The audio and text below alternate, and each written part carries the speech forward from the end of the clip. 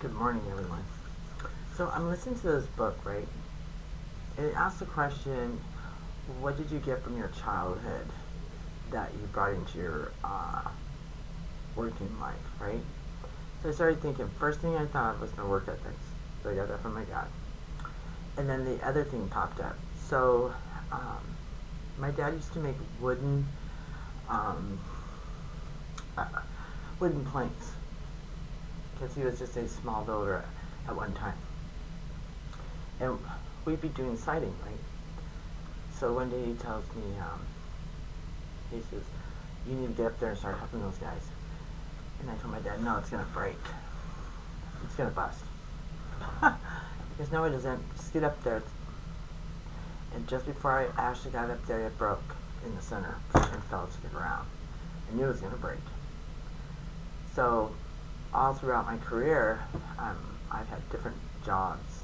I had one guy who wanted to date me. He was my boss. He was also an individual contractor. He did a lot of his work on his own. And I was fighting him every day. No, no, that's another work ethic I have. I don't date people where I work. It never ever turns out. And I know, not from experience, but what I've seen out there, right, with other people. And that's one thing I've always told my daughter, don't poop where you live or where you work. And she hasn't. She's always stayed, you know. So we're real careful about a lot of things because with my life experiences, she's still young, she's learning.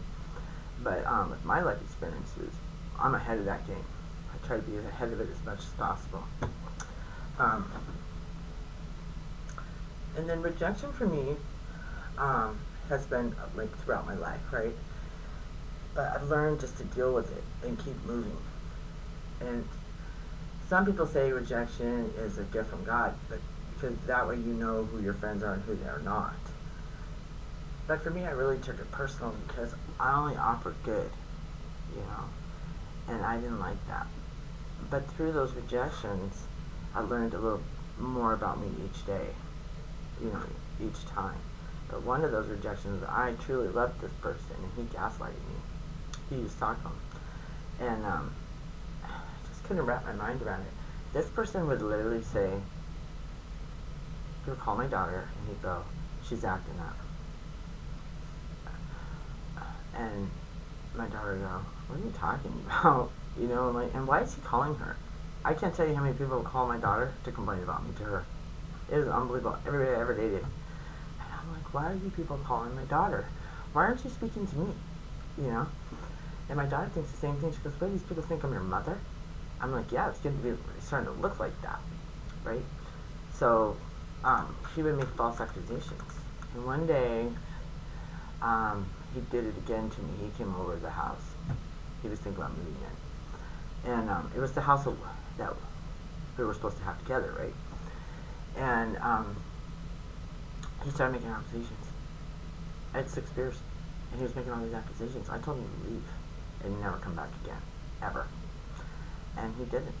He came back to stock, and he drove by, he dropped off things. He did all kinds of weird stuff like that.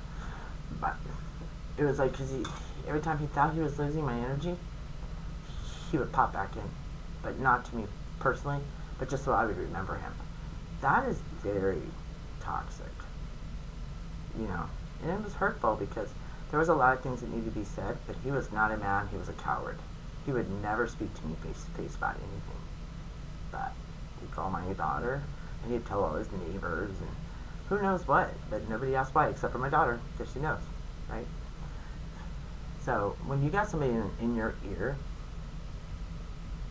doing this, you gotta really look at what you're sitting with, because that is toxic, and it can lead you down a path that you wish you didn't follow or walk down, you know. Learned a lot over all this stuff. It's amazing. It is. And if your body senses things, pay attention to it because it's telling you something.